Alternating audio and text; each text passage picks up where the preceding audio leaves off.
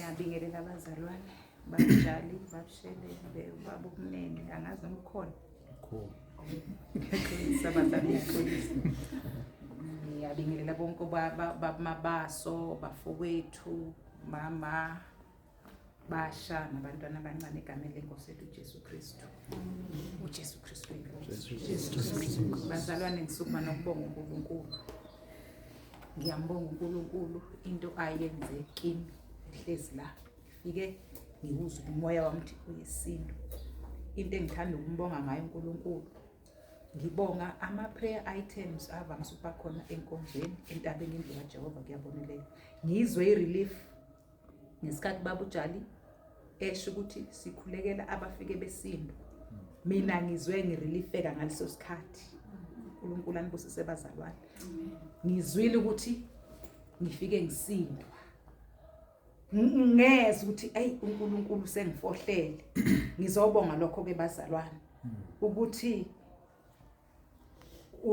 bengizwa khona kuyasinda umoya wami uyesindwa kodwa nje enhlizweni yami ngithi uNkulunkulu ngiyambonga bazalwane. Ngisukumele lokho akukuningi. Ngesikhathi engizwa uNkulunkulu engisiza ngisahlezi phansi ukuthi nje abafike besindwa. Uyazi bazalwane angazi ukuthi ngichaze ngithini kodwa yilesi sizathu esenza ukuthi ngiyime phambi kwenu. Kuvuke lo mhlabelele engicela abazalwane bangihlabelelise wona. Akukunika ubufakazi ukuthi nje ngizwe ngaleso sikhathi ukuthi uNkulunkulu wayisize yampilo. Kuvuke u2:35 ngiyacela siuhlabelele egameni lenkosi yethu uJesu. Mhlambe asiniuhlabelela onke amavesi kodwa nje ilo mhlabelele uNkulunkulu engizwile eyisiza kakhulu impilo yami. uJesu Kristu inkosi bazalwane. Ngiyacela siuhlabelele nginikeze uNkulunkulu udumo ukuthi nakwe yami impilo uNkulunkulu akaze ngayidela ukukhonza ngikuzwe bengithi futhi bengezwe noma ngiyakholwa. Bengingezwe kodwa bengifuqwa yilokho ukuthi ngumntwana kaNkulunkulu ngenkonzweni. Ngizwa ukudoda mina angizazi noma ngiyini kodwa ngiyambonga kuNkulunkulu bazalwane. Ngicela ningihlabelelise ngizwile nje uhlale enhlizweni yami. Banilabo abamethi ngubo zimhlophe qha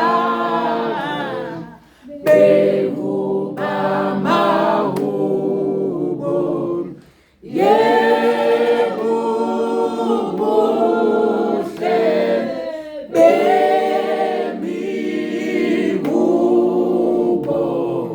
behlanzikazi lemvanjabulana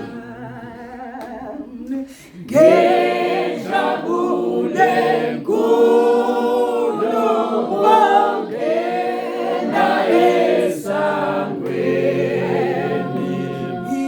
bayomdumisa